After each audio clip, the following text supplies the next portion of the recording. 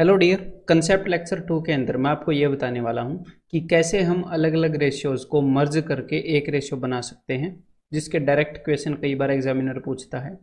और इसी कंसेप्ट को कई बार एग्जामिनर स्टेटमेंट बेस्ड क्वेश्चंस की फॉर्म में भी पूछ लेता है, तो वहाँ पर इस चीज़ को कैसे अप्लाई करेंगे वो भी मैं आपको बताने वाला हूँ। तो स्टार्ट करते हैं सीधा क्वेश्चन से, ठीक है। और वहीं पर साथ साथ में मैं आपको कंसेप्ट सिखा दूंगा। तो सबसे पहला क्वेश्चन आपकी स्क्रीन पर, हर एक क्वेश्चन को पॉज करके करने की कोशिश कीजिएगा मेरे सॉल्यूशन बताने से पहले। तो यहाँ पर एग्जामिनर ने बताया है कि भाई ए रेशियो बी, ए अनुपात बी है 5:7। अनुपात का मतलब मैंने पहले आपको क्या बताया था, उसी मतलब के अंदर ये कंसेप्ट छिपा है कि मैंने ये बताया था कि ये जो अनुपात है इसके अंदर एक्चुअल वैल्यूज नहीं होती हैं, ठीक है। ये जो रेशियो है इसके अंदर जस्ट ये वैल्यूज होती हैं कि अगर ए की वैल्यू 5 है तो बी की वैल्यू 7 है।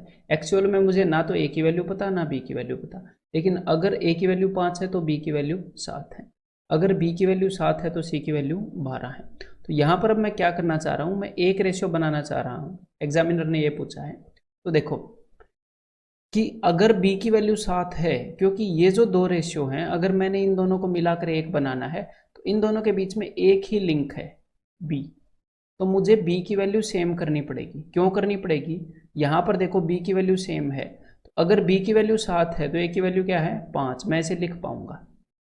अगर b की वैल्यू 7 है तो c की वैल्यू कितनी है 12, मैं इसे लिख पाऊंगा। तो जो भी लिंक होता है ना दो रेशियोज के बीच में, अगर उसकी वैल्यू सेम होए तो फिर हम उसके अकॉर्डिंग बाकी दो वैल्यूज भी लिख पाते हैं। तो इसी कारण हम क्या कोशिश करेंगे, इसी कारण जो भी अपना जिन भी रेशियो को हम आपस में मिलाने की कोशिश कर रहे हैं तो उनके बीच में जो भी चीज़ कॉमन होगी हम उसकी वैल्यू उसकी मान को बराबर कर देंगे और ऐसे सीधा लिख देंगे फिर 5 7 12, जैसे इस क्वेश्चन के अंदर आप लिख सकते थे। तो एक बार इसी सोच के साथ इस क्वेश्चन को करने की कोशिश करिएगा। तो भाई उम्मीद करता हूँ कि आपने कर लिया होगा पॉज करके। तो देखो हमें ये पता है कि जिन दो रेशियो को हमने मर्ज करना है, जिन दो अनुपातों को, उनके बीच में जो लिंक है, जो आपस में संबंध है वो बी का है। तो भाई मेरे को बी सेम चाहिए, अगर बी सेम मिल गया तो सीधा लिख देंगे। तो मतलब यहाँ पर मैं दोनों को दो गुना कर दूं, अनुपात को किसी भी एक वैल्यू से हम गुणा कर सकते हैं। तो यहाँ पर ये रेशियो आ जाएगा भाई 6 और 10, तो बी की वैल्यू बराबर हो गई। तो अब सीधा सीधा लिख दो, ए के सामने 6 लिख दो, बी के सामने 10 लिख दो और सी के सामने 7 लिख दो, तो ये इसका आंसर हो जाए। तो बस हमने करना क्या है, जो भी लिंक है उसकी वैल्यू को सेम कर लेना है। तो हम दो रेशियोज को एक दूसरे के साथ फिर इकट्ठे यूज कर सकते हैं, उनको मर्ज भी कर सकते हैं। देन तो भाई ए रेशियो बी है अपना 4:5, और ये सब हमें नीचे लिखने की ज़रूरत नहीं है, बस मैं आपको सिखाने के लिए नीचे लिख रहा हूँ, ठीक है। अदरवाइज एग्जाम में हम सीधा कर देंगे। तो देखो यहाँ पर अपना b है 2 और यहाँ पर है 5, तो हम क्या करते हैं, हम क्रॉस मल्टीप्लाई करते हैं। लेकिन क्रॉस मल्टीप्लाई करने के पीछे हमें मकसद पता होना चाहिए कि अगर मैं इस वाले रेशियो को 2 से गुणा कर दूंगा तो ये जो b है ये 10 हो जाएगा, 2 5 10। और अगर मैं इस वाले रेशियो को इस 5 से गुणा कर दूंगा इसको, तो ये b जो है 5 दूनी 10 हो जाएगा। तो हमारा मेन मकसद क्या है, मेन मकसद वही है कि हम b को बराबर कर दें, हम b को बराबर कर दें, इसीलिए हम क्रॉस मल्टीप्लाई करते हैं। यहाँ पर जो b की वैल्यू है उससे उसको, और यहाँ पर ये 2 की वैल्यू है इससे इसको, जो b की वैल्यू है। अदरवाइज जिस भी वैल्यू से मल्टीप्लाई करने से, गुणा करने से b की वैल्यू सेम होती हो उसी से कर देंगे, क्रॉस मल्टीप्लाई करने की जरूरत नहीं है। अगर आपके दिमाग में जो भी स्ट्राइक कर रही है सेम करने के लिए, उसी से कर दो, बात बन जाएगी। तो पहले वाला रेशियो क्या बन गया, 2 चौके 8, ये बन गया भाई साहब 10, और ये बन गया 5 दूनी 10, 5 दिए 15। ए की जगह पे लिख देंगे 8, बी की जगह पे लिख देंगे 10 और सी की जगह पे लिख देंगे 15। 8 10 15। तो ये काम आप मेंटली भी कर सकते हो डेफिनेटली, मैं तो लिख के दिखा रहा हूँ समझाने के लिए, ठीक है। तो क्या होता है, कभी कभी आपको इन क्वेश्चंस को करने के लिए कुछ स्ट्रक्चर्स मिल जाते हैं कि भाई ऐसे मल्टीप्लाई कर लो, या फिर ये डायमंड वाला तरीका है। तो उन तरीकों के पीछे मत जाइएगा, बिकॉज ये बिल्कुल रूट है, ये बेसिक है, ये जड़ है इस कंसेप्ट की। और जब आपको कंसेप्ट की जड़ पता होती है तो उसको आप क्वेश्चंस के अंदर अप्लाई कर पाते हो। ये जो स्ट्रक्चर्स वगैरह हैं उनसे आप अप्लाई नहीं कर पाओगे कभी भी, ठीक है। अब आगे बढ़ते हैं, और अगर नहीं पता लगे वो स्ट्रक्चर्स तो कॉन्ग्रेचुलेशंस, ठीक रास्ते पे हो। हाँ अब ये वाला बताओ भाई एक बार। तो यहाँ पर हमने क्या करना है, तो यहाँ पर हमने 3 अनुपातों को आपस में मिलाना है। ठीक है भाई, ए अनुपात बी हो गया 2:3, बी अनुपात सी हो गया 5:9 और सी अनुपात डी हो गया 6:7। तो पहले मैं इनको मिला देता हूं और मैं बना देता हूं ए अनुपात बी अनुपात सी। तो ये तो सिंपल सी बात है, उनको 5 से गुणा करूंगा तो सीधा यहीं पे लिख दूँ ना गुणा करके, 5 दूनी 10, ए की जगह पे आ जाएगा 10, 5 तिये 15, बी की जगह पे आ जाएगा 15। 3 से इनको गुणा करूंगा तो 3 से बी को गुणा करूंगा तो 15 आएगा, ये तो मुझे पता ही है। तो 3 से 9 को करूंगा तो आएगा भाई साहब 27। A is to B is to C मिल गया। अब मुझे क्या करना है, अब मुझे ये जो सी है इसकी वैल्यू सेम करनी है ताकि मैं आगे डी की वैल्यू भी यहां पर लिख पाऊं, ताकि मैं आगे डी की वैल्यू भी लिख पाऊं। तो देखो, मैं इस 27 को किसी ऐसी वैल्यू से गुणा करूं और इस 6 को किसी ऐसी वैल्यू से गुणा करूं कि ये बराबर हो जाएं।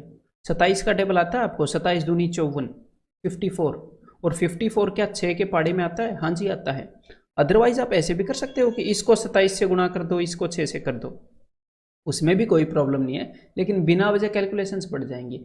इसको मैं कर रहा हूं भाई 2 से गुणा और इसको मैं कर रहा हूं 9 से गुणा। तो यहां पर क्या आ जाएगा, यहां पर सी बन जाएगा 54, 2 इंटू 27, और यहां पर सी बन जाएगा 54, 9 इंटू 6। इसीलिए हम सारे अनुपातों को फिर लगातार लिख पाएंगे। तो इसको जब मैं 2 से गुणा करूंगा तो ए की वैल्यू बन जाएगी 20, बी की वैल्यू बन जाएगी 30, इसकी वैल्यू तो 54 बन ही जाएगी, हमें पता है, इसीलिए तो सारा काम किया है। और 9 7 63, इसकी वैल्यू हो जाएगी 63। तो ये हमें जहां पर भी दिख जाएगा वहां पर टिक मार देंगे। क्लियर है? ये अपना आंसर हो। तो एक बार ये भी ट्राई कर लो भाई, अब आपके लिए भी एक क्वेश्चन मैंने दे दिया है। ठीक है, तो अब देखो, अब इसको हम कम से कम सीधा A ratio B ratio C तो सीधा सीधा लिख ही देंगे। ठीक है, और उसके बाद डायरेक्टली हम क्या करेंगे, A ratio B ratio C ratio D लिख देंगे, मेंटली करेंगे। देखो, इन दो के अंदर हमने बी को बराबर रखना है ना, तो इसको किससे गुणा करना है, इसको गुणा करना है 3 से। तो 3 से गुणा कर दो भाई, तो 3 तिये 9,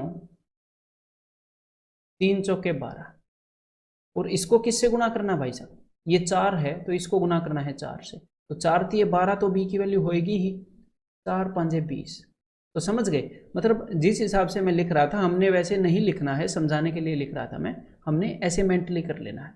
अब आप देखो यहाँ पर सी की वैल्यू क्या है 20 और यहाँ पर सी की वैल्यू क्या है 2। तो भाई इसको गुणा करने की जरूरत नहीं है, सिर्फ इसको 10 से गुणा कर दो। इसको 10 से गुणा करोगे तो सी की वैल्यू 20 हो जाएगी, तो ये 20 और 30 आ जाएगा। तो बस सी की वैल्यू 20 आ गई, सेम हो गई, तो सीधा ये जो मैंने अलग से लिखा इसकी भी जरूरत नहीं है, तो डी की वैल्यू हो जाएगी भाई 30। तो 9 12 20 30, ये जहां पर भी मिलेगा वो अपना आंसर होएगा। ठीक है, समझ में आ गई ये बात? तो ये वाला एक बार ट्राई कर लो भाई, अगर वो समझ में आ गई तो। यहां पर हमने क्या करना है, उम्मीद करता हूं आपने रोक के ट्राई कर लिया होगा। यहां पर हमने एक बार तो इसको सिंप्लीफाई करना है, तो एक बार मैं यहीं पर सिंप्लीफाई कर दूं, काट दूं इसको। ठीक है, 3 3 9 और ये 3 आ जाएगा यहाँ पर ऊपर, तो मतलब ए अनुपात बी हो जाएगा 2:3। कैसे, एक बार यहाँ पर करके बता देता हूँ। देखो, ये है 2/9 रेशियो 1/3, तो 3 से मैंने 3 पर काट दिया और इनको हम क्रॉस मल्टीप्लाई कर सकते हैं, 3 यहाँ पर आ जाएगा। ठीक है, एक और मैं लेकर आपको बता देता हूँ कि मान लो अगर आपको ये दे दिया जाए कि ए अनुपात बी है 3/7 रेशियो 5/6, तो ए अनुपात बी क्या होगा, तो इनको हम क्रॉस मल्टीप्लाई कर सकते हैं, 6 को यहाँ ऊपर भेज सकते हैं, 7 को वहाँ, तो 6 तिये 18 अनुपात 7 5 35, ऐसे हम लिख सकते हैं। ठीक है भाई, और अगर कोई कटता हुआ आपको नजर आए तो हम काट भी सकते हैं। मान लो ये 9 हो तो 3 1 जा 3 3 जा 3 दूनी 6, अब क्रॉस मल्टीप्लाई करोगे तो ये 2 ऊपर आ जाएगा, ये 5 वहाँ पर रहेगा, तो ये रेशियो हो जाएगा। ठीक है, तो ऐसे हमने इनको सोल्व करना है, हम इनको आपस में क्रॉस मल्टीप्लाई कर सकते हैं। तो देखो, अब 7 दूनी 14, तो इस 2 को वहाँ ऊपर भेजूंगा, तो 2 बी अनुपात सी कितना हो गया, ये हो गया 4:5, ये 2 ऊपर जाएगा तो 4 हो जाएगा। अब यहाँ पर 5 दूनी 10, तो 2 ऊपर चला जाएगा, तो यहाँ पर ध्यान से देखिएगा डी अनुपात सी है, डी रेशियो सी, हमें सी रेशियो डी चाहिए मर्ज करने के लिए, तो इसको उल्टा कर देना भाई, ये हो जाएगा 7:6, 7:6, लेकिन हमने उल्टा करना है 6:7, बिकॉज सी की वैल्यू को सेम करना है ना हमने। अदरवाइज आप इसको ऐसे भी लिख सकते थे और सी की वैल्यू को सेम कर देते, उसमें कोई फर्क नहीं पड़ता, लेकिन अब तक आपको ऐसी आदत पड़ी हुई है इसलिए मैं ऐसे लिख रहा हूँ। तो अब देखो, अब तो कोई बड़ी बात नहीं है, अब तो मैं, देखो भाई, इस रेशियो को हम मल्टीप्लाई करेंगे 4 से, तो 4 दूनी 8, 4 तिये 12, और इस रेशियो को हम मल्टीप्लाई करेंगे 3 से, 3 चौके 12 तो है ही, 3 पंजे 15, यहाँ पर 15 हो गई सी की वैल्यू, यहाँ पर सी की वैल्यू 6 है, तो भाई 30 याद आया आपको, 15 दूनी 30, 6 पंजे 30, तो मतलब कि इस रेशियो को मैं कर दूँ डबल तो ये वैल्यू हो जाएगी 30, और इस रेशियो को मैं कर दूँ 5 गुना तो ये वैल्यू हो जाएगी जी 30। तो चलो अलग जगह क्या लिखूँ, इसी के नीचे लिख देता हूँ भाई, ठीक है। तो इसको मैं डबल कर रहा हूँ, 8 दूनी 16, 12 दूनी 24, 15 दूनी 30, सी की वैल्यू 30, और अगर इसको 5 गुना करूंगा तो 5 छिक्के 30, 5 साते 35। अगर सी की वैल्यू 30 है तो डी की 35 है, सी की 30 है तो डी की 35 है, तो ये अपना आंसर हो जाए 16, 24, 30, 35। आंसर क्या हो गया, ऑप्शन बी। क्लियर है। अब हम क्या करने वाले हैं, ये कंसेप्ट हमने सीख तो लिया, अब हम इनको एक्चुअल में जो स्टेटमेंट बेस्ड क्वेश्चन है जो आपके एग्जाम में ही आए हैं पहले, उनके अंदर एक बार अप्लाई करके देखने वाले। एक बार ये क्वेश्चन करो, ठीक है। In a school the ratio of boys to girls, तो भाई बॉयज टू गर्ल्स का रेशियो है 4:3, and the ratio of girls to teachers, तो भाई गर्ल्स टू टीचर्स का रेशियो है 8:1। तो यहां पर पूछा क्या है, यहां पर पूछा है the ratio of students to teachers, students और विद्यार्थियों और शिक्षकों का अनुपात। तो सबसे पहले तो एक बार हम क्या कर लें, इनका एक ही रेशियो बना ले। एक ही रेशियो में क्यों बना रहा हूं, क्योंकि भाई देखो ये अलग रेशियो है, अगर लड़के 4 हैं तो लड़कियां 3 हैं, ये अलग ही है, यहाँ पर लड़कियां 3 हैं, यहाँ पर लड़कियां 8 हैं, तो ऐसे दो रेशियो को यूज नहीं कर पाओगे आप कंफर्टेबली, तो हम एक ही अनुपात बना लेते हैं जो हमने अब तक चीज सीखी है उससे। तो इसको मैं करूंगा इस पूरे रेशियो को 8 गुना, ठीक है, ताकि लड़कियां यहाँ पर हो जाएं 24, और इस पूरे रेशियो को मैं करूंगा 3 गुना, ताकि लड़कियां यहाँ पर हो जाएं 24 और हम 1 बना पाए। 8 चौके 32, 8 तिये 24, 3 8 24, यहाँ पर भी लड़कियां 24 हो गई, और 3 एकम 3, मतलब अगर लड़के 32 हैं तो लड़कियां 24 हैं और टीचर्स 3 हैं, ठीक है। और यहाँ पर पूछा क्या है, यहाँ पर पूछा है कि भाई स्टूडेंट्स टू टीचर्स, तो टोटल स्टूडेंट्स कितने हो गए भाई, लड़के और लड़कियां दोनों स्टूडेंट्स ही है ना, तो ये हो गए 56, और टोटल टीचर्स कितने हो गए भाई 3, तो स्टूडेंट्स टू टीचर्स का रेशियो हो जाएगा 56:3, मतलब कि ऑप्शन ए। एक और बार इसको यूज करके देखो, इसके अंदर देखो जरा पॉज करके। The sum of 3 numbers is 116, 3 number है उनका सम ये है, एक तो पहला नंबर है, ठीक है, एक पहला नंबर है, एक दूसरा नंबर है, एक तीसरा नंबर है, ऐसे मैंने इनको ले लिया। The ratio of second to third, तो भाई सेकेंड और थर्ड का रेशियो है 9:60, ठीक है, and the ratio of first to third, और फर्स्ट टू थर्ड का रेशियो है 1:4। तो देखो अब इन दोनों रेशियो को हमें आपस में मिलाना है, हमने ऐसा रेशियो बनाना है ताकि हम क्वेश्चन को कर पाए, हमारे पास एक रेशियो आ जाए।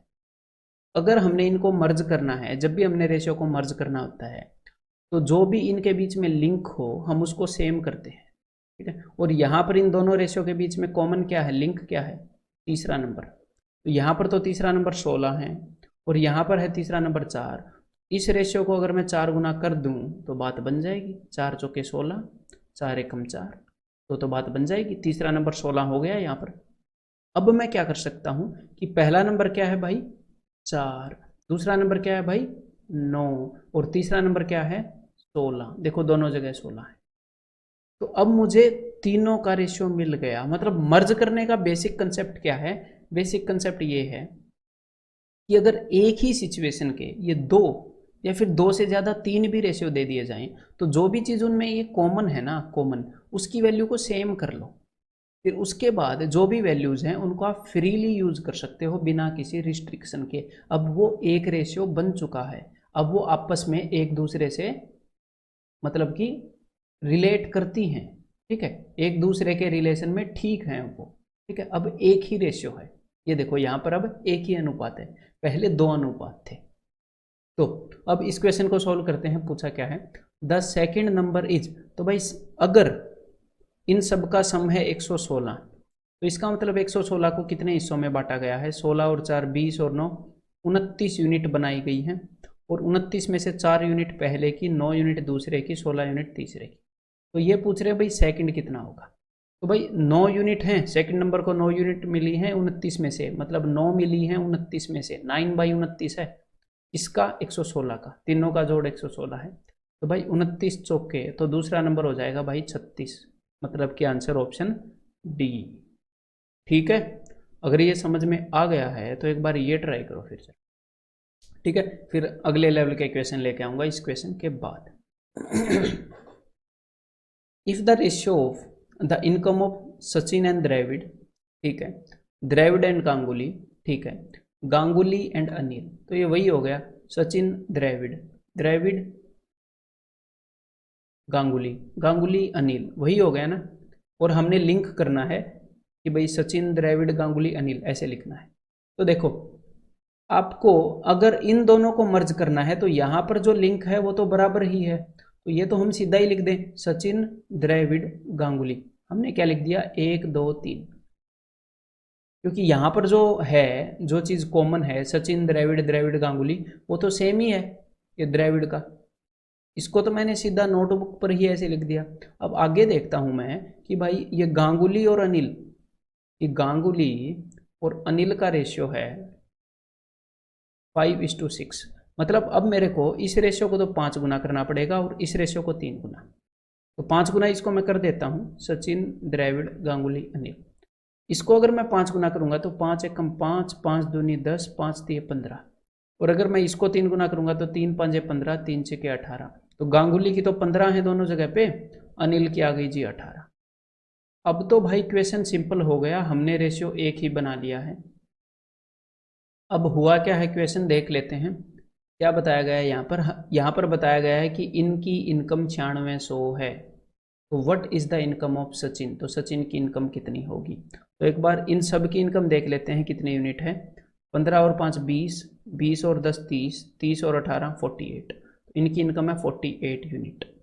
48 यूनिट में से सचिन की इनकम कितनी है, 5 यूनिट, तो 5 आउट ऑफ 48, और सबकी इनकम कितनी है भाई साहब 9600, 28 दूनी 96, 5 दूनी 1000, यानी कि 1000 इसका आंसर हो जाएगा। ठीक है, अब आगे बढ़ते हैं। अगर आपको अब तक ये समझ में आ गया तो एक बार इस क्वेश्चन को ट्राई करो, ट्राई करना, एक बार थोड़ा सा टाइम देना, सीधा मेरा सोल्यूशन मत देखना, और इसी कंसेप्ट से ट्राई करना, इसको कई कंसेप्ट से कर सकते हैं लेकिन इसी से करना। तो भाई जिंक और कॉपर हैं किस रेशियो में है, 5:3 में है, ठीक है। तो ये है जिंक, ये है कॉपर, 5:3 में, 480 ग्राम की ये अलॉय है। How much gram of copper be added, तो मान लो ये पहली अलॉय है, इसके अंदर कुछ ग्राम हमने कॉपर ऐड कर दिया, ठीक है, कुछ ग्राम कॉपर ऐड कर दिया। अब रेशियो क्या हो गया, अब हो गया 3:5।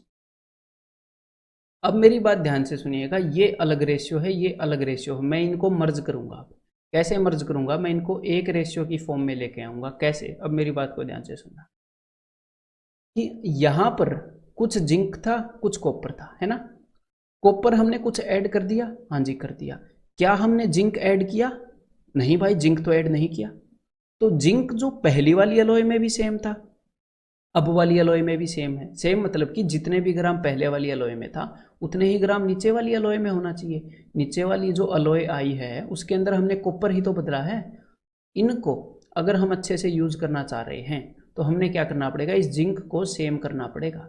सेम कैसे करूं, ऊपर वाले रेशियो को 3 गुना कर दो इसको, तो ताकि जिंक 15 हो जाए, और नीचे वाले रेशियो को 5 गुना कर दो ताकि जिंक 15 हो जाए। तो एक बार मैं नए रेशियो की वैल्यूज लिख लूँ, ऊपर जो रेशियो हो जाएगा 3 5 15 रेशियो 9, ये नया रेशियो आ गया जी, ठीक है भाई साहब। और नीचे जो रेशियो हो गया 5 गुना करने के बाद 5 3 जा 15, 5 5 जा 25, ये आ गया, ठीक है, और यहाँ पर कुछ कॉपर ऐड किया गया था। अब जिंक दोनों में बराबर हो गया ना, अब आप इन रेशियो को मजे से यूज कर सकते हो, इनको जोड़ सकते हो, घटा सकते हो आराम से। ठीक है, पहले 15 यूनिट जिंक था, 9 यूनिट कॉपर था। अब उसके अंदर कुछ कॉपर जोड़ दिया गया, अब जिंक 15 यूनिट ही है, कॉपर कुछ बढ़ गया, 25 यूनिट हो गया। अब देखते हैं एग्जामिनर क्या बोल रहा है। एग्जामिनर बोल रहा है कि पहले 480 ग्राम थी अलोए, तो पहले एक बार यूनिट में बताओ कितने ग्राम थी। 15 और 9 इन दोनों को जोड़ोगे तो 24 यूनिट अलोए थी। एग्जामिनर बोल रहा है 480 ग्राम थी, तो भाई मुझे तो पता लग गया एक यूनिट की वैल्यू कितनी है, एक यूनिट की वैल्यू 20 ग्राम है। अब एग्जामिनर ने पूछा क्या है, एग्जामिनर बोल रहा है कि भाई कितना कॉपर ऐड करें, कितना कॉपर ऐड किया गया यहाँ पर ये काम करने के लिए। तो सीधा सीधा दिख रहा है 25 में से 9 गए, 16 यूनिट ऐड की, तो भाई 16 यूनिट की वैल्यू कितनी होगी, 16 दूनी 32, 320 ग्राम। क्लियर है? ऐसे हमने इस सिचुएशन को यूज करना है, ऐसे हम इसको यूज कर सकते हैं, हम रेशियोज को मर्ज कर सकते हैं। ठीक है, टेंशन मतलब और भी सिचुएशंस हैं ऐसी, एग्जामिनर आपसे पूछता रहता है बार बार है, तो आपको इसमें एक्सपर्ट बना दूंगा। ये और करो एक बार। In 30 litres of mixture of acid the ratio of acid and water is 2:3। ये 30 लीटर का है। What amount of water should be added to the mixture, इसके अंदर कितना वाटर ऐड करें, कुछ वाटर ऐड किया है। So that the ratio of acid and water be 2:5, ताकि एसिड और पानी का रेशियो 2:5 हो। मतलब कि पहले एसिड और वाटर थे, उसमें कुछ पानी ऐड किया, उसके बाद एसिड और वाटर हो गए, कुछ नई रेशियो में हो गए। तो एसिड में तो कोई बदलाव नहीं आया, एग्जामिनर ने नहीं बोला ना बदलाव आया, नहीं बोला। और क्या रेशियोज के अंदर बदलाव आया है, रेशियोज के अंदर भी बदलाव नहीं आया। तो यहाँ पर तो एग्जामिनर ने हमारी मेहनत घटा दी। हमें क्या करना पड़ता, हमें एसिड को सेम करना पड़ता, लेकिन यहाँ पर एग्जामिनर ने सेम दे दिया। तो अब तो हम सीधे सीधे इनको यूज करेंगे, सीधे सीधे कि भाई पहले 2 यूनिट एसिड था, 3 यूनिट पानी था, उसके अंदर कुछ यूनिट पानी ऐड किया तो 2 यूनिट एसिड हो गया, 5 यूनिट पानी हो गया। अब एग्जामिनर क्या बोल रहा है देखें एक बार। एग्जामिनर ने बताया कि पहले जो मिक्सचर था वो 30 लीटर था, तो भाई पहले मिक्सचर अपनी नज़रों में तो 5 यूनिट था, 5 यूनिट की वैल्यू 30 लीटर, 1 यूनिट की वैल्यू 6 लीटर। अब एग्जामिनर क्या बोल रहा है, एग्जामिनर बोल रहा है कि भाई कितना पानी ऐड किया होगा, what amount of water should be added, कितना पानी ऐड किया होगा ये काम करने के लिए। तो बता दो भाई, रेशियोज को तो हमने सेम कर ही लिया है। तो भाई यहाँ पर हमने 2 यूनिट पानी ऐड कर रखा है, 3 यूनिट पानी पहले था, 2 यूनिट ऐड करके 5 यूनिट बना दिया, तो 2 यूनिट की वैल्यू हो जाएगी भाई 12 लीटर, यानी कि आंसर क्या हो गया, ऑप्शन डी। ठीक है, अब एक बार ये क्वेश्चन ट्राई करो भाई, उसी तरीके से एक बार ट्राई करो, अगर समझ में आ गया है तो। Rizwan has a box in which he kept red and blue marbles. तो भाई यहाँ पर उसने लाल और यहाँ पर ब्लू मार्बल रखी रिजवान ने, तो जो लाल मार्बल हैं और ब्लू मार्बल हैं वो इस रेशियो में है।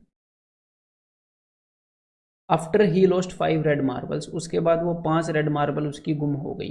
तो ठीक है भाई, यहाँ से कुछ गुम हो गई 5 रेड मार्बल, तो अब उसके पास रेशियो क्या हो गया, अब उसके पास रेशियो हो गया 10:9, 10:9। तो देखो रेड मार्बल गुम हुई है ना, पहले कुछ लाल थी कुछ ब्लू थी, उसके बाद रेड गुम हो गई तो कुछ लाल गोलियां बच गई, कुछ नीली गोलियां बच गई, तो नीली तो गुम हुई नहीं। तो भाई नीली तो सेम होनी चाहिए थी ना, पहले और बाद में, गुम तो लाल वाली हुई है। तो ऊपर वाले रेशियो को 9 गुना कर दो, तो अब मैं यहीं पर कर दूं 9 पंजे 45 और 9 चौके 36, और यहाँ पर 4 था, नीचे वाले को 4 गुना कर दो, तो मैं यहीं पर कर दे रहा हूँ 4 × 10 40 और 4 × 9 36। अब आपको पता लग गया ना, देखो ब्लू वाली सेम हो गई। अब इनको हम अपनी मर्जी से यूज करते हैं। देखो एग्जामिनर ने बोला कि उसकी 5 गोलियां गुम हुई थी, तो यहां पर पहले 45 था 40 था, तो यहां पर कितनी गुम हुई है, रेशियो के अंदर 5 गुम हुई है, और एक्चुअल में भी 5 ही बोला एग्जामिनर ने। अगर वो एक्चुअल में 10 बोलता तो हम क्या सोचते कि एक्चुअल में जो सिचुएशन है 5 यूनिट की वैल्यू हम 10 मानते, और जो भी वो पूछता हम डबल करके बताते। लेकिन यहाँ पर जो चीज़ रेशियो में है वही असलियत में है, मतलब 5 यूनिट की वैल्यू 5 ही है, तो वो जो भी पूछेगा उसकी वैल्यू रेशियो में जो है वही असलियत में होगी। तो how many marbles does he have now, तो भाई अब वाली बात तो ये है ना, पहले उसके पास इतनी थी, अब गुम होने के बाद 40 लाल बची, 36 ब्लू बची, टोटल 76। 5 यूनिट की वैल्यू 5 गोलियां, तो 76 यूनिट की वैल्यू 76 गोलियां हैं अब उसके पास। ठीक है, अभी तक यूज नहीं किया है इसको तो एक बार इस क्वेश्चन पे कर, ठीक है, प्रैक्टिस आपकी अच्छी करवा दूंगा मैं। पॉज करके जरूर करना इसको। लिया होगा ना पॉज करके, गला बैठ गया बोल बोल के तो बातें मान लेना। A student obtained equal marks in history and sociology. तो भाई हिस्ट्री और सोशियोलॉजी में बराबर मार्क्स आए, यहां पर एक आया तो यहां पर भी एक आया।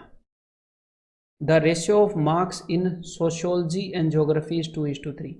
अगर सोशियोलॉजी में 2 आए तो ज्योग्राफी में 3 आए। तो भाई अब मैं क्या करूँगा, अब मैं ये करूँगा सोशियोलॉजी में यहाँ पर 2 कर लूँगा, तो हिस्ट्री में भी 2 करने पड़ेंगे क्योंकि इनमें बराबर आए, ताकि मैं ज्योग्राफी भी साथ में लिख पाऊँ। समझ में आई ना बात, मैंने रेशियो को मर्ज कर दिया ना। मैंने पहले 1 और 1 लिखा था, यहाँ पर सोशियोलॉजी में 1 थे, यहाँ पर सोशियोलॉजी में 2 थे। अगर मेरे को एक साथ लिखना था सारे रेशियो को, सारे अनुपातों को, तो सोशियोलॉजी में बराबर करने पड़ते, यहाँ पर जितने थे उतने ही यहाँ पर, तो 2 और 2 मैंने कर लिए। अब देखो, अब आगे इन्होंने क्या बोला है, and the ratio of marks in history and philosophy. तो भाई हिस्ट्री में और फिलोसफी में कितना है, 1:2। मतलब हिस्ट्री में जितना भी है उसका डबल फिलोसफी में है। तो यहाँ पर तो हिस्ट्री में 2 है, तो फिलोसफी में कितना होगा, फिलोसफी में 4 होंगे। अगर मैं इसको रेशियो में लिखना चाहता हूँ तो हिस्ट्री में जितने भी हैं उसके डबल है फिलोसफी में, तो यहाँ पर वो रेशियो भी मैंने मर्ज कर लिया भाई। अब देखते हैं एग्जामिनर क्या बोल रहे हैं। एग्जामिनर बोल रहा है if he had scored an, यहां पर एन आएगा, if he had scored an aggregate of 55% marks, उसके 55% मार्क्स आए हैं। तो मैं एक बार इनके एवरेज निकाल लेता हूं, ठीक है। The maximum marks in each subject is same, और हर एक सब्जेक्ट में मैक्सिमम मार्क्स सेम है। मैक्सिमम मार्क्स सेम ही होने पड़ेंगे, अगर अलग अलग होंगे तो हम बता ही नहीं पाएंगे। तो मैं एक बार इनके एवरेज निकाल लेता हूँ। परसेंटेज क्या होता है, परसेंटेज एवरेज ही होता है कि भाई ओवरऑल 100 में से इतने आए। तो एक बार मैं इनके एवरेज निकालूंगा, 4 + 2 + 2 + 3, तो भाई 4 और 4 8 और 3 11, ठीक है। तो इनकी एवरेज कितनी आई, मान लो यहाँ पर उसके 4 यूनिट नंबर आए, 2 यूनिट नंबर आए, 2 यूनिट और 3 यूनिट, तो 11 यूनिट टोटल नंबर आए। और अगर एवरेज निकालूंगा तो 11/4 यूनिट, ये उनकी एवरेज है, ठीक है। और वो ये बोल रहे हैं कि 11/4 यूनिट की वैल्यू है 55% के बराबर। 11/4 यूनिट की वैल्यू 55% के बराबर है। तो भाई 1 यूनिट की वैल्यू कितने के बराबर होगी, निकाल लो, 55/11 × 4, 11 5 5 चौके 20। 1 यूनिट की वैल्यू है 20% के बराबर, ठीक है। मतलब अगर किसी के 1 यूनिट नंबर आए हैं मतलब 20% आए हैं, अगर 3 यूनिट आए हैं तो मतलब 60% आए हैं। तो यहाँ पर पूछा क्या है, in how many subjects did he scored equal to और ग्रेटर देन 60%। कितने सब्जेक्ट्स के अंदर उसने 60% के बराबर या उससे ज़्यादा स्कोर किए। तो भाई 60% का मतलब है 20 का 3 गुना है, तो 1 का 3 गुना कर दो, 3 यूनिट। जिस भी सब्जेक्ट में 3 यूनिट स्कोर किए इसका मतलब उसने 60% स्कोर किए हैं। तो एक तो उसने ज्योग्राफी में स्कोर किए हैं 60%, और उसने फिलोसफी में 60% से ज़्यादा, क्योंकि 3 यूनिट से ज़्यादा स्कोर किए हैं। तो 2 ऐसे सब्जेक्ट हैं जिसके अंदर उसने 60% के बराबर या उससे ज़्यादा अंक हासिल किए। समझ में आ गई बात। अब अगला करते हैं। Rupees 11,250 are divided among A, B and C, so that A may receive 1/2 as much as B and C together. ताकि ए को उतने रुपए मिले जितने बी और सी को इकट्ठे मिले ना, उससे आधे। तो मैंने क्या मान लिया कि बी और सी को मिले 2 रुपए, तो ए को मिला 1 रुपया, ठीक है, ए को आधे मिले। अब फिर इन्होंने क्या बताया, एंड बी रिसीव्स, अगर हम बी का देखें, बी रिसीव्स 1/4, बी को चौथे हिस्से के मिले, किसके कंपैरिजन में, what A and C together receives. A और सी को दोनों को मिलाकर जितने मिले, बी को उसके 1/4 मिले। मतलब ए और सी को अगर 4 मिले तो बी को सिर्फ 1 मिला। अब ये क्या बोल रहे हैं, ये बोल रहे हैं the share of A is more than that of B, कि भाई ए का शेयर बी के शेयर से कितना ज़्यादा है। तो देखो मेरे भाई, इन्होंने 2 अलग अलग सिचुएशंस दे दी, 2 अलग अलग रेशियोज दे दिए, और हमें वो मर्ज करने पड़ेंगे, हमें उनको एक ही सिचुएशन में कन्वर्ट करना पड़ेगा। लेकिन कैसे, देखो कैसे करते हैं। एक बात बताओ, जो ये ऊपर वाली सिचुएशन है, जो पहले वाली सिचुएशन है, उसके अंदर टोटल कितने रुपए हैं?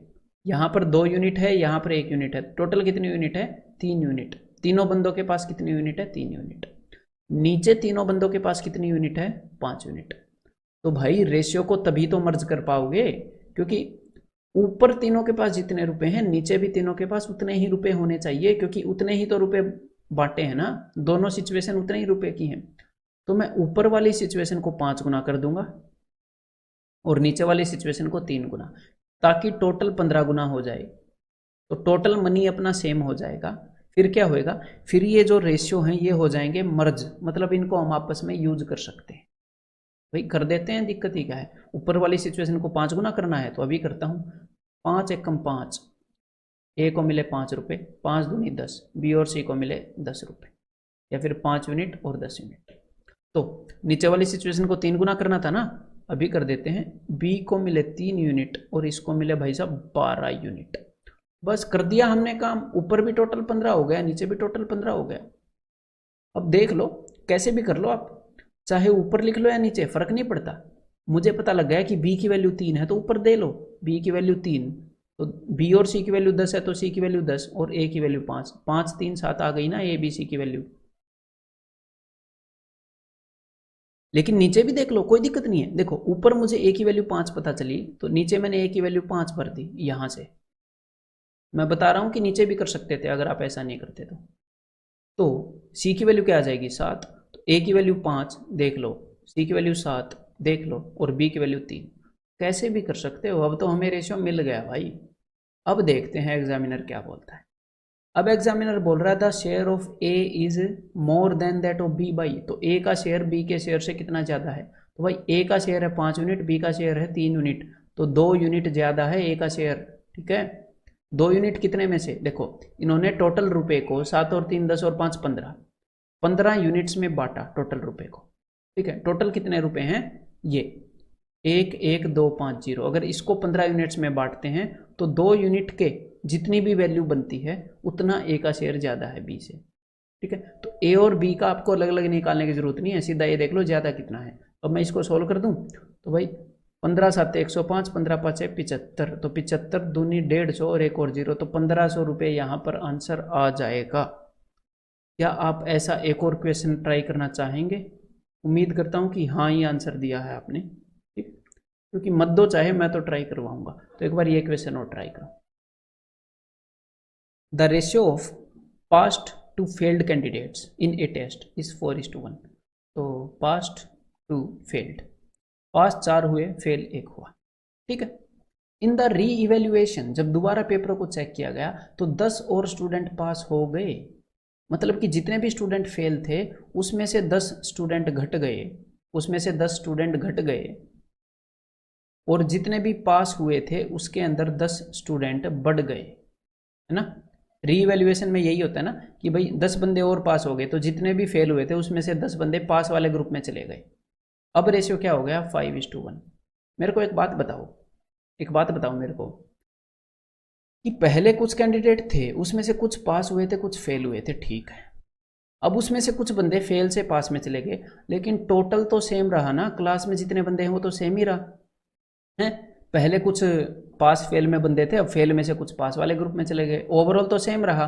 लेकिन यहाँ पर ओवरऑल क्या है? यहाँ पर ओवरऑल ऊपर वाली सिचुएशन में तो है 5 और नीचे वाली सिचुएशन में है 6, तो इसको सेम करो भाई एक बार। ओवरऑल बंदे तो सेम है ना, तो ऊपर वाले को गुणा करो 6 से, तो कर देता हूं मैं 6 चौके 24 और 6 कम 6, नीचे वाले को करो 5 से।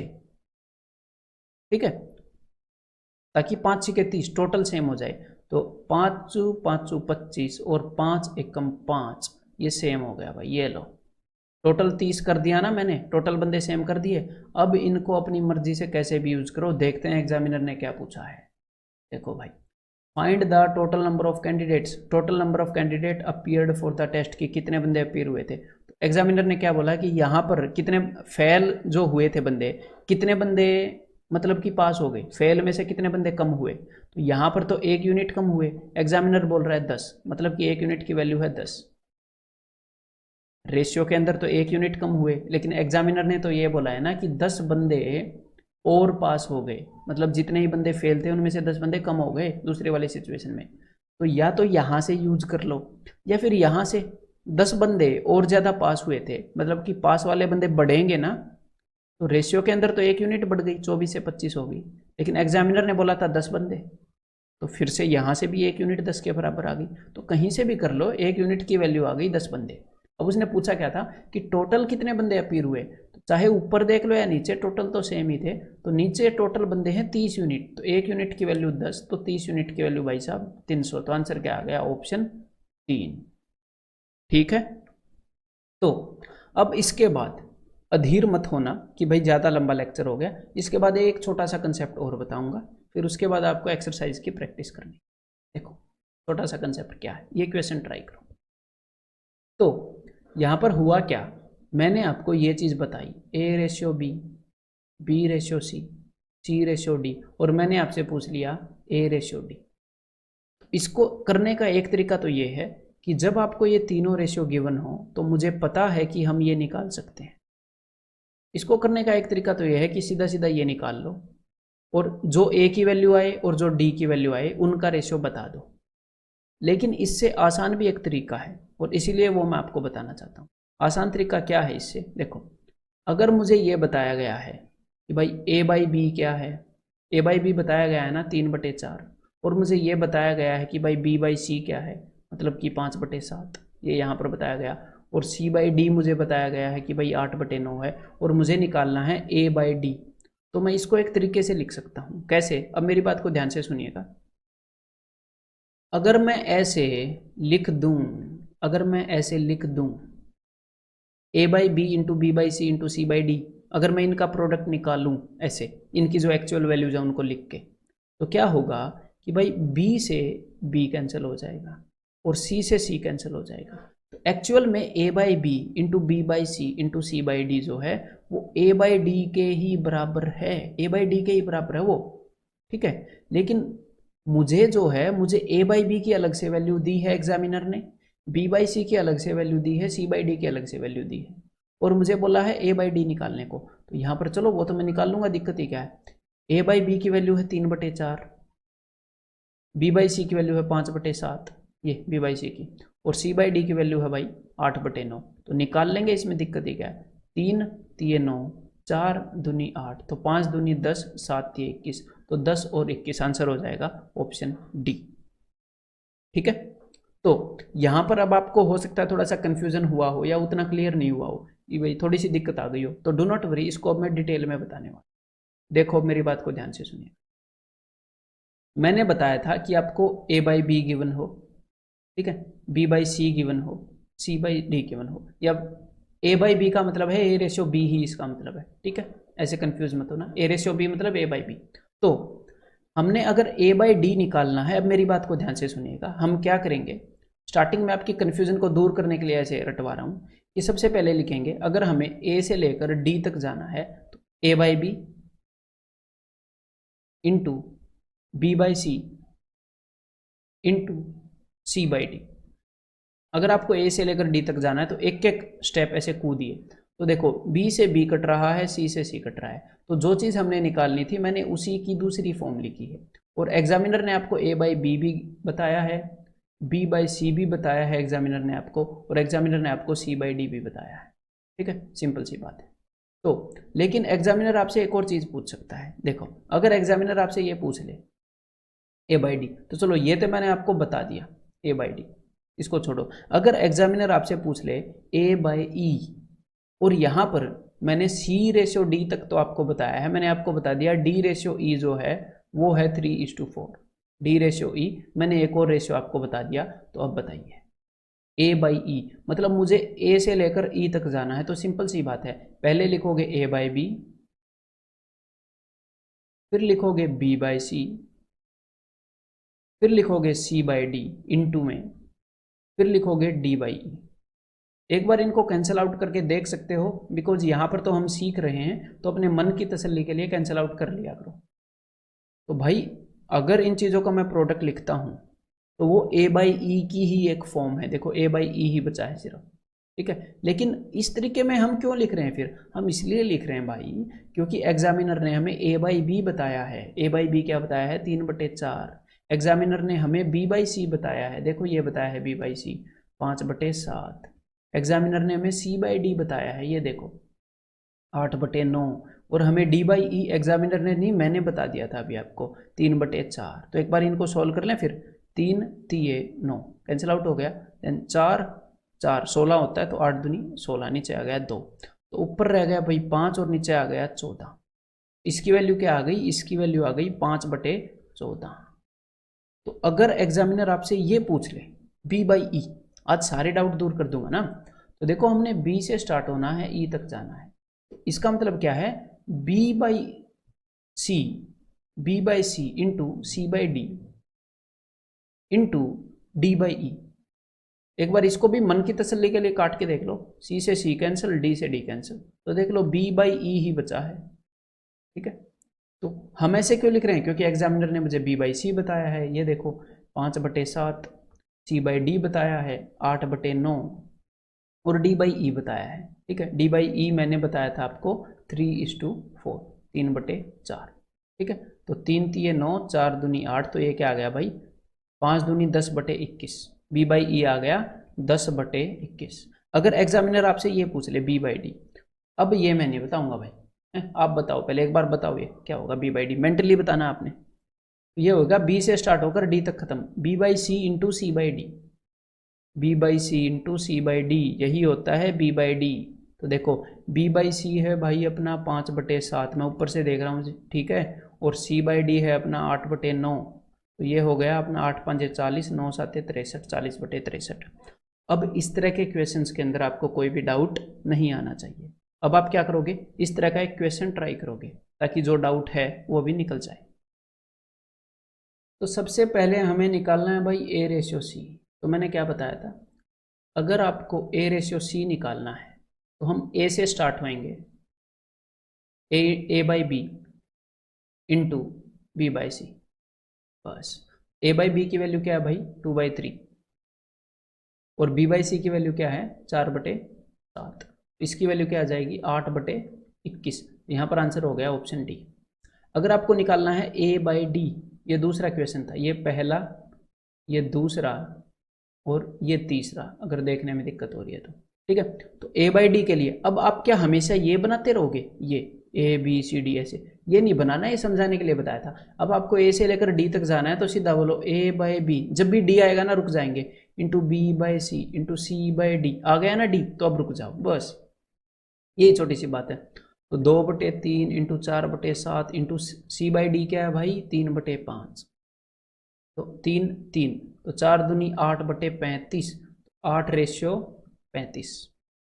अब बी बाई डी निकालना है तो बी से स्टार्ट हो जाओ, एक एक करके एक एक जंप लेते रहो और डी पर जाके रुक जाओ, बस B by C into C by D. तो बी बाई सी कितना है, बी बाई सी है 4/7 और सी बाई डी कितना है 3/5, ये ऊपर देख लो B by C by D. ठीक है भाई, तो अब इसको सोल्व कर लेते हैं। 4 3 12, 7 5 35, तो 12:35। क्लियर है ये बात, ठीक है। अब आगे बढ़ते हैं। तो एक बार ये बताओ भाई ए रेशियो एफ, हमने क्या बताना है ए बाई एफ। तो सब कुछ गिवन है, कैसे करोगे, A by B into B by C into C by D into D by E into E by F. ये मैंने क्यों दिखाया, ताकि भाई एग्जामिनर कुछ भी पूछ ले आप बता सकते हो, टेंशन नहीं लेनी इसके अंदर, ठीक है, इनसे डरना नहीं है, ठीक है, क्योंकि कंसेप्ट हमें पता लग गया। ए से लेकर हम एफ तक चले गए। तो भाई ए बाई बी हो गया 1/2, बी बाई सी हो गया 3/2, सी बाई डी हो गया 2/3, डी बाई ई हो गया 2/1 और ई बाई एफ हो गया 1/3। ठीक है, 3 से 3 कैंसिल, 2 2 से 2 2 कैंसिल और ये आ गया 1/3। ठीक है, यहाँ पर ये ऑप्शन के अंदर नहीं है, तो एक बार फिर से चेक कर लेते हैं हमने ठीक लिखा है कि नहीं। ठीक है, तो हो गया भाई 1/2, देन सी हो गया 3/2, देन 2/3, देन 2/1, देन 1/3। ये दोनों आपस में कट गए, ये दोनों आपस में कट गए। इसका मतलब क्या है, इसका मतलब सिर्फ यही है कि यहाँ पर एक और चीज़ आनी थी ई, जिसका आंसर होना था 1/3। ठीक ठीक है, अब आगे बढ़ते हैं। तो अब आगे बढ़ने से पहले एक और बात बताऊं कि एग्जामिनर आपसे कभी कभी इस टाइप की चीजें भी पूछता है कि A B C by B C D. तो हमने इस केस में क्या करना होता है, हम इसको तोड़ लेते हैं भाई। हम इसको कैसे तोड़ लेते हैं, ऐसे ऐसे ऐसे ऐसे, इसको ब्रेक कर लो। इसको आप कैसे लिख सकते हो, इसको आप लिख सकते हो ए बाई बी, ऐसे A by B into B by C into C by D. अगर इसी क्वेश्चन के अंदर ये पूछा होता ऐसे, वो आपसे ऐसे इकट्ठा पूछ लेगा, हम अपने कन्वीनियंस के अकॉर्डिंग इसको तोड़ लेंगे, ठीक है, हमारी मर्जी हम कैसे भी तोड़ें। लेकिन हमें ए बाई बी पता है, इसलिए हम ऐसे तोड़ रहे हैं। ए बाई बी की वैल्यू है 1/2, बी बाई सी की वैल्यू है भाई 3/2, और सी बाई डी की वैल्यू है 2/3। यहाँ पर ये वैल्यू क्या आ जाएगी, 1/2। और अगर एग्जामिनर आपसे ये पूछ ले तो देखो एक बार ट्राई करो भाई, फिर पॉज करके बताओ जरा। अब मैं कंसेप्ट तो बता चुका हूँ, अब ट्राई करो, मुझे नहीं पता। देखो मैंने इसको ऐसे तोड़ दिया, तो मेरे पास आया A by C into B by D. तो अब आप ढूंढोगे कि भाई ए बाई सी तो मुझे मिला ही नहीं, मिलेगा कैसे। ए बाई सी क्या होता है, ए बाई सी खुद में होता है A by B into B by C, है ना। ए से सी तक जाओगे ना, ऐसे A by B into B by C. और बी बाई डी क्या होता है, बी बाई डी होता है B by C into C by D. तो बस इतना इजी है इक्वेशन। अब देखो ए बाई बी हो गया भाई 1/2, बी बाई सी हो गया भाई 3/2, बी बाई सी 3/2 अभी लिखा ही है, सी बाई डी हो गया 2/3। तो ये 3/2 और 2/3 को तो करो खत्म, और ये आ गया भाई 3/4। समझ में आ गई बात। अब इस टाइप के क्वेश्चन भी कर लोगे सारे, तो एक बार ये ट्राई करो। यहाँ पर हमने क्या पूछा है, वही चीज़ एग्जामिनर ने पूछी है जो थोड़ी देर पहले मैंने बताई, A B by C D. इसको हम कैसे ब्रेक करेंगे, A C into B D. A C क्या होता है, मतलब ए से लेकर सी तक गए हुए हैं, लेकिन हमने एक एक स्टेप करके जाना है। A by B into B by C, और ये जो बी डी है ये क्या होएगा, B by C into C by D. एक बार इसको सोल्व कर लेते हैं भाई। ए बाई बी की वैल्यू है 3/4, बी बाई सी की वैल्यू है 2/7, बी बाई सी की वैल्यू 2/7, और सी बाई डी की वैल्यू है 5/2। ठीक है, तो 2 से 1 4 खत्म हो गया, और 5 दिए 15/98। यहाँ पर आंसर क्या हो जाएगा, ऑप्शन डी। ठीक है, एक बार ये क्वेश्चन और ट्राई करो, बस ये क्वेश्चन और ट्राई करो एक बार। अब हमसे पूछा है A B C over D E F. अब मुझे निकालना है कि भाई देखो, अब मैं आपको एक बात बता देता हूँ, आपकी मर्जी है, आप इसको कैसे भी तोड़ सकते हो। आप इसको ऐसे भी तोड़ सकते हो, ए बाई डी, ऐसे A by D into B by E into C by F. आप इसको ऐसे भी तोड़ सकते हो कि भाई मैं तो ए के नीचे ई लिखूंगा, वो आपकी मर्जी है, और बस उस चीज़ की वैल्यू निकाल लेना। बी के नीचे डी लिखूंगा, फिर बी से लेकर आप डी तक चले जाओगे, और सी के नीचे एफ लिखूंगा, या फिर मैं ए के नीचे एफ लिखूंगा। वो आपकी अपनी पर्सनल चॉइस है। ठीक है, तो मैं किसी भी एक तरीके से तोड़ के इसको करके दिखा देता हूँ। देखो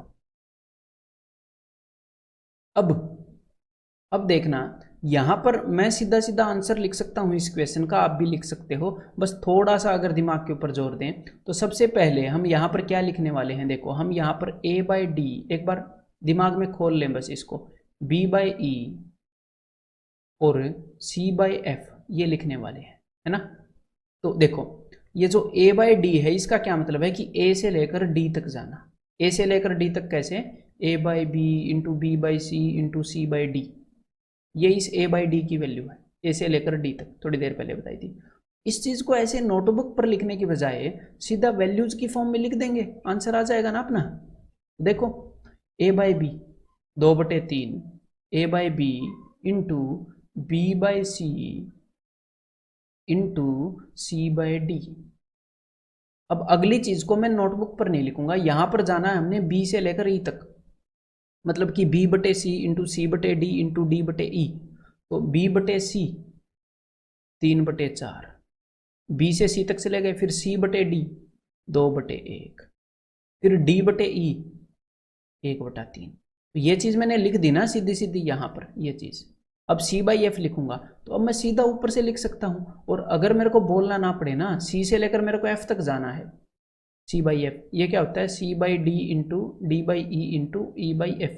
अगर बोलना ना पड़े तो बड़ी जल्दी हम लिख सकते हैं। तो देखो 2/1 इंटू 1/3, यहाँ से सीधा ऐसे देख के भी आ सकते हैं, इंटू यहाँ पर क्या होगा 3/5। तो बस अब इसको सोल्व कर लेते हैं। इजी सी कैलकुलेशन है, मतलब ऐसे ज़्यादा नंबर हैं लेकिन हैं तो छोटे छोटे, कि भाई 3 से 3 कैंसिल हो गया, 2 से एक 4 कैंसिल हो गया, इस 3 से ये 3 कैंसिल हो गया, 2 से एक 4 कैंसिल हो गया, इस 3 से ये 3 कैंसिल हो गया। तो यहाँ पर आंसर क्या आ गया, यहाँ पर आंसर आ गया भाई 1/5, यानी कि ऑप्शन 1 इसका आंसर हो जाए। ठीक है, तो भाई इस कंसेप्ट लेक्चर के अंदर आपको डेफिनेटली मज़ा आया होगा। तो अभी आपने क्या करना है, अपनी जो PDF प्रिंट कराई है उसमें से इस कंसेप्ट लेक्चर के क्वेश्चन करो और उसके बाद एक्सरसाइज 1.2 करो, अपने आप करना एक्सरसाइज। ठीक है।